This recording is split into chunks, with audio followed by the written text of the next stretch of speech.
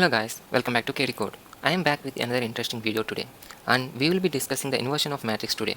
This topic is crucial because it serves as a prerequisite for our upcoming video, where we will build a linear regression model from scratch. So make sure to pay close attention to this session, guys. So consider this matrix. The inversion of this matrix can be defined as the adjacent matrix divided by determinant of this matrix. So to find the inverse of this matrix, as I said, we need adjacent matrix and determinant of the matrix. So let's derive the adjacent matrix first from the existing matrix. The adjacent matrix will also be the same size as our original matrix, so it will be of size 3 cross 3. The first step to find the adjacent matrix is to calculate the cofactor for each and every element in this matrix, guys.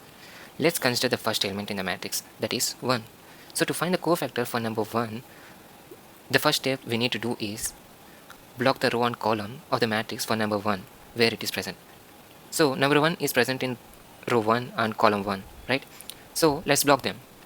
I did it already, so I have changed the color of this row and column, the first row and the first column.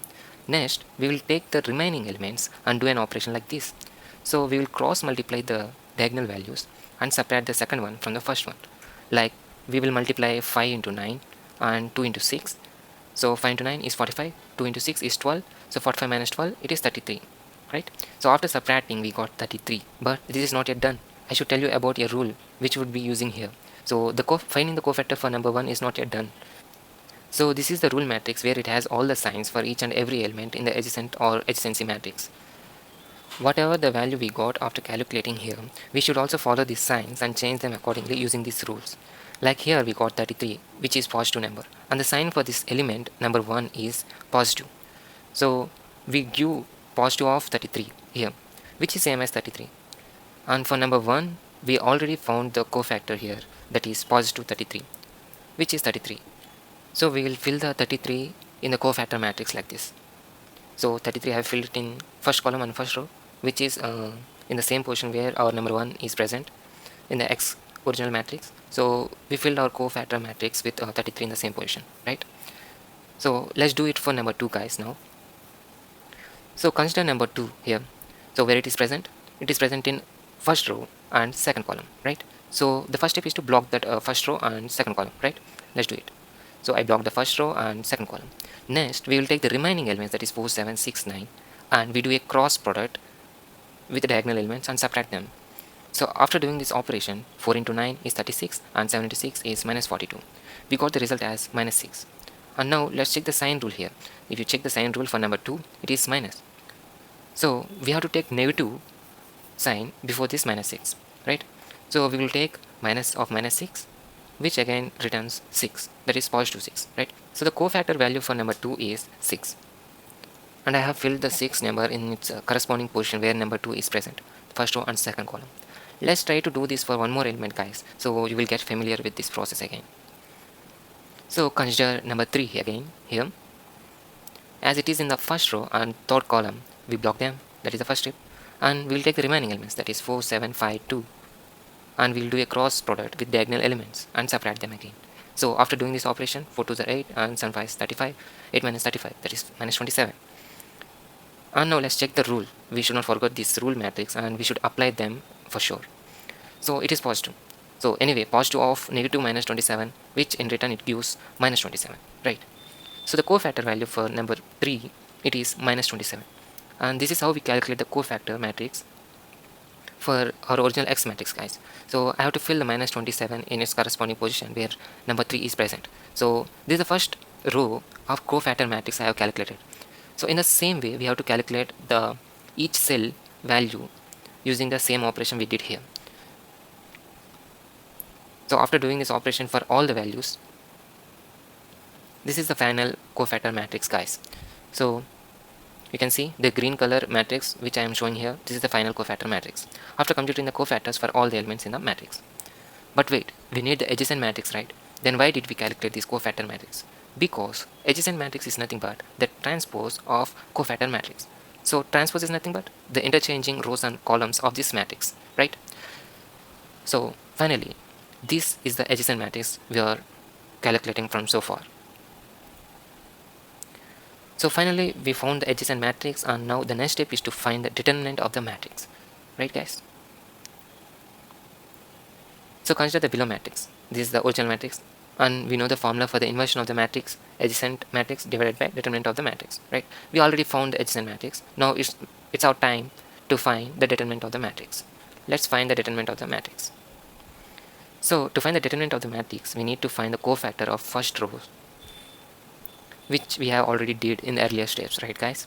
And cofactor of first row with elements 1 to 3 are 33, 6, minus 27. So this is the cofactor matrix, guys, not the adjacent matrix. If you want to consider the adjacent matrix, it is a transpose of cofactor matrix. So the cofactor values for number 1, 2, 3 elements are 33, 6, minus 27 correspondingly, right? So the next step is to multiply the elements with the corresponding cofactor values and at last add all of them.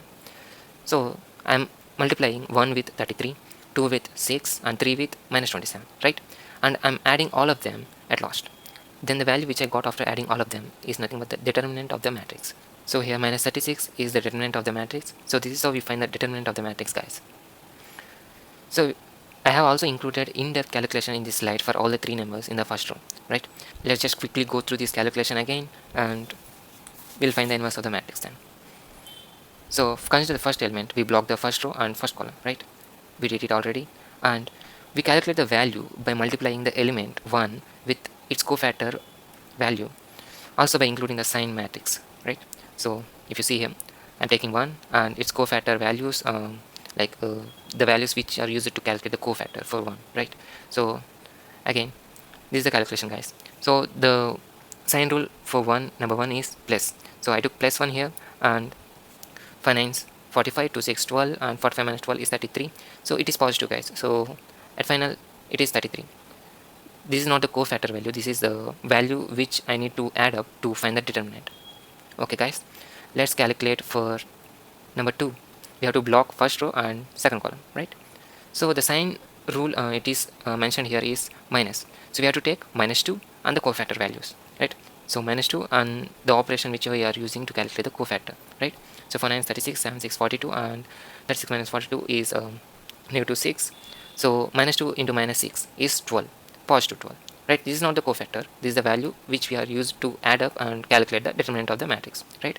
In the same way we calculate for element 3, which gives minus 81 here, right? So now we will add up all these values, guys. So 33, 12 and minus 81. Now these are the calculated values for the first row elements in this matrix, and to find the determinant we add up all of them, right?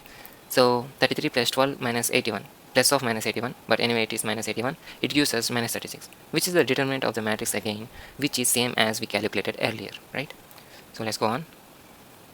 So to find the inverse of the matrix, we have adjacent matrix here and determinant of the matrix. It's time to calculate the inverse of the matrix, and we already did know the formula for the inverse of the matrix, which is adjacent matrix divided by determinant of the matrix.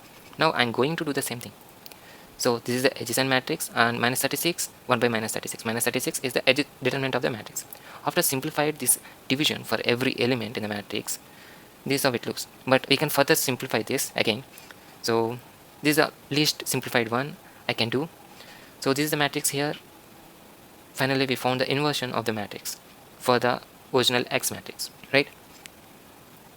Now this is the inverse of the matrix. Okay, but how can we confirm or how can we validate that this matrix is the inversion of our matrix X? So we need the validation for this, and already we have a method to validate the inversion of the matrix. Before going to the validation part is also very important, as we apply these concepts for building linear regression and multi-linear regression models from scratch without using sklearn. We will see this in the next video. Please like this video to reach larger audience who are in need, and subscribe not to miss out any video from us. So let's see the validation part now. So validation for the inverse of the matrix. Here we see the inverse of the matrix, right? And our original matrix. We know a rule in mathematics, guys. We can use that rule to validate this inversion. We know 2 divided by 2 equal to 1, right? And we know that we can shift the below 2 to the above by changing the power of 2 to negative. So it becomes 2 cross 2 power minus 1, right? Which in turn also again equal to 1, right? Here 2 power minus 1 is nothing but the inverse of 2, right? In the same way how we calculated inverse of the matrix X for the original matrix X, right? So by using this we can say X into inverse of X is equal to I. Here I is nothing but the identity matrix, guys. So an identity matrix will have only ones in all diagonal values from top left to right bottom, and rest all zeros here and here, right? So this is the example. If you see here, it is size of 3 cross 3 and it has only ones in the diagonal places and rest all zeros. Let's calculate x cross x inverse and it should result an identity matrix. Then only our validation will get success and we can say this inversion matrix is truly an inversion matrix of this original matrix, right? So let's take x and x inversion here, and this is a matrix where we will fill up all the resulted values. So we have to multiply these two matrices. The resulted will be a 3 cross 3 identity matrix as I have shown here. The same thing will be the result. If we didn't get this result, then the validation is failed for this inversion matrix, right? So let's go ahead. Now we multiply both the matrices. If someone know how to multiply these two matrices, then this validation is very easy for them. It's very simple, guys. Just take each row of the first original matrix and we have to multiply each row with each column of the second matrix, that is nothing but inversion matrix, and add all of them. Then the resultant will be the specific cell value. Like to calculate the first row and first column value here, this is the first row, this is the first row, and this is the first column, right? So the white color cell, which is first row and first column, to calculate this value cell, we need to take the first row of the first matrix, which is original matrix, first column of the second matrix, which is inverse matrix, right? So we have to take 1 comma 1, so first row and first column, and we have to multiply them. We have to multiply the corresponding elements and add them up. So I have taken a corresponding product of all the elements here, and so I'm adding all of them, and at last I got 1. So I have to fill this 1 in the white color cell I'm seeing here, right? So I have filled it, and so successfully we have calculated the first row and first column value, which is 1 here. In the same way, let's calculate it for first row and second column again, right? The next value to 1. To calculate the first row and second column value here, I took the first row of original matrix and second column for the inverse matrix, right? And multiplied the corresponding elements, and at last I added them up, right? So I got 0, which I have to place in first row and second column. So this is the first row and this is the second column, which is the white color cell here is 0. So this is the expected value, right? Until now the validation is success only. So I filled it with 0. So now let's do this for one more last time, guys, to get you familiar with this process. Let's do this for second row and second column maybe, right? The middle value. Let's do this. So this value, the second row and second column, as you have seen earlier, we are taking second row of first original matrix and second column for the inversion matrix, right? 2 comma 2. And we are multiplying the corresponding elements again. So here it is, and we are adding them up again at last. So I got 1 here, which I have to place in the white color cell, which is second row and second column, right? So this is expected value, guys, which is 1 here again. So I have filled it. In the same way, we need to calculate for all the cells here and have to find if it gives us the expected values. And at last, the whole matrix should be an identity matrix as I have shown here, guys. If it is not identity matrix, then our validation fails. If it is identity matrix, then I can confirmly say my calculation is correct and this inverse matrix is the actual inversion of the matrix for this X matrix, right? So after calculated, I got an identity matrix in which it confirms me the validation. So now I can say this inversion of matrix is properly calculated and this is correct, right? So now let me give you some insights about non-invertible matrix, guys. So alike inversion of matrix, pseudo-inverse also exists. So what are these pseudo-inverse are? There are a few reasons like singular matrix, zero matrix, determinant of the matrix is 0, then matrix can't be invertible, right? If it is invertible, then we can find the inversion of this matrix, but if it is not invertible, we cannot find. So the mathematicians Moore and Penrose discovered the pseudo-inverse for the non-invertible matrix, which is equal to the inverse matrix if it is invertible, right? If it is not invertible, then we can apply this pseudo-inverse to find the inverse, right? If A is invertible, then Moore Penrose pseudo-inverse is equal to the matrix inverse, guys. If it is not invertible, then we can consider pseudo-inverse as inverse of that matrix, right? So this Moore's Penrose pseudo-inverse is a generalization of matrix inverse when the matrix may not be invertible. I have given a sample code snippet in Python using NumPy to find the inverse of the matrix here, guys. If the matrix is not invertible, then this function itself will return the pseudo-inverse of the matrix. So if you are very interested to find this, do the calculations by using a pen and paper and try to use this function and see if you're getting the same answer or not, right? This will be useful in linear regression, multiple linear regression. I'm saying again and again, guys, please do understand this concept before applying linear regression, multilinear regression from scratch, right? So the summary of this video is we find the adjacent matrix and then determinant of the matrix, and we also find the inversion of the matrix. And for validation, we use a simple rule here. And if the matrix is not invertible, we know pseudo inverse exists, and it is equal to the inversion of the matrix anyway. And we also seen the code snippet in Python to find the inversion of the matrix. So that's it for this video, guys. Please, if you do not understand anything, comment down below. I will reply. And wait for the linear regression and multilinear regression implementation video from scratch without using sklearn. Thank you, guys. Thanks for watching.